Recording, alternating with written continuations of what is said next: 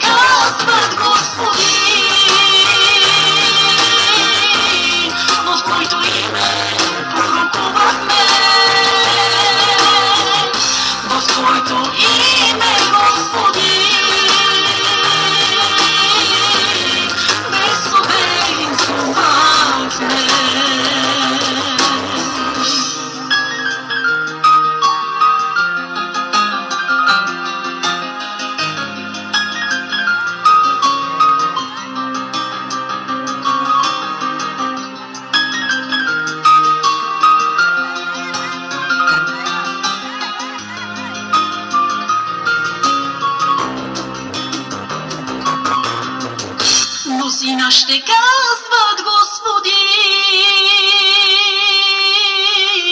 в Твоето име пророкувахме, в Твоето име, Господи, бесове изгонвахме. Мнозина ще казват, Господи, в Твоето име пророкувахме, в Твоето име, Господи, бесове изгонвахме.